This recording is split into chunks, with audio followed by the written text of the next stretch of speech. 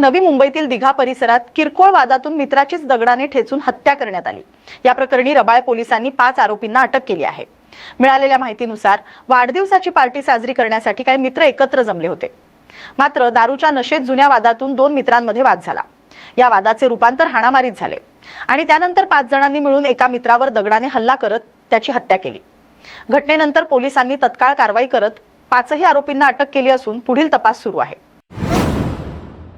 भिवंडीत पालिका डम्पिंग ग्राउंडवरील गुटखा चोरी प्रकरणावरून महापालिकेच्या महासभेत जोरदार चर्चा रंगली।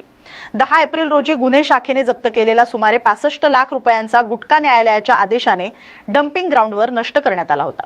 मात्र त्याच रात्री काही अज्ञात व्यक्तींनी जेसीबीच्या सहाय्याने खड्डा खोदून गुटखा चोरी केल्याचा प्रकार समोर आलाय। प्रकरणी अद्याप कोणतीही कारवाई न झाल्याने नगरसेवक वैभव भोईर, कमलाकर पाटील आणि रोहिदास वाघमारे यांनी सभागृहात तीव्र नाराजी व्यक्त करत गुन्हा दाखल करण्याची मागणी केली। संबंधितांवर कठोर कारवाई व्हावी अशी मागणीही करण्यात आली। या दरम्यान महापौरांनी या प्रकरणी गुन्हा दाखल करण्याचे निर्देश दिल्याची माहिती दिली असून पुढील कारवाईकडे सर्वांचे लक्ष लागले आहे।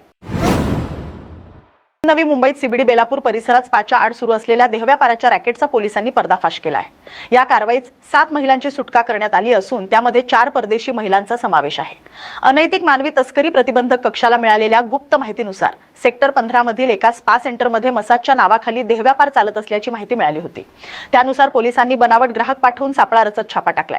कारवाईत 7 महिलांची सुटका करण्यात आली असून स्पा सेंटरची व्यवस्थापक नीतू प्रजापत हिला अटक करण्यात आली आहे। तिच्या विरोधात संबंधित कलमांखाली गुन्हा दाखल करण्यात आला असून न्यायालयाने तिला 18 एप्रिल पर्यंत पोलीस कोठडी सुनावली आहे। पोलिसांकडून या प्रकरणाचा पुढील तपास सुरू आहे। नवी मुंबईतील पनवेल महानगरपालिकेच्या एअरबिन खरेदीवरून मोठा वाद निर्माण झाला आहे। एअरबिन खरेदीत कोट्यवधींचा घोटाळा झाल्याचा आरोप विरोधकांनी केला आहे। एका एअरबिन युनिटची मूळ किंमत सुमारे 19 ते 20 लाख रुपये असताना पालिकेने तेच युनिट तब्बल 94 लाख रुपयांना खरेदी केल्याचा गंभीर आरोप करण्यात आला आहे।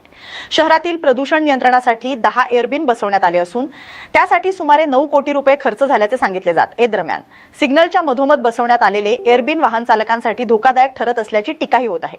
विरोधी पक्षनेते अरविंद म्हात्रे यांनी या प्रकरणात घाईघाईने निर्णय घेतल्याचा आरोप करत चौकशीची मागणी केली आहे। या प्रकरणाची सखोल चौकशी करून दोषींवर कारवाई केली जाईल असे आश्वासन महापौर नितीन पाटील यांनी दिले आहे। महाराष्ट्र विधान परिषदेच्या रिक्त होणाऱ्या 9 जागांसाठी केंद्रीय निवडणूक आयोगाने निवडणूक कार्यक्रम जाहीर केला आहे। या जागांसाठी 23 एप्रिल पासून उमेदवारी अर्ज दाखल करण्यास सुरुवात होणार आहे। तर 12 मे रोजी मतदान होणार असून त्याच दिवशी सायंकाळी 5 वाजता मतमोजणी पार पडणार आहे। उद्धव ठाकरे आणि शशिकांत शिंदे यांच्यासह 9 आमदारांचा कार्यकाळ 13 मे रोजी संपत असल्याने या जागांसाठी निवडणूक होत आहे। निवडणुकीकडे राज्याच्या राजकीय वर्तुळाचे लक्ष लागले आहे। या बातमीसोबतच मुंबई बुलेटिन मध्ये आता इथेच थांबतोय। अशाच महत्त्वाच्या बातम्यांसाठी पाहत राहा न्यूज मराठी 24/7। नवा भारत, नवा विचार।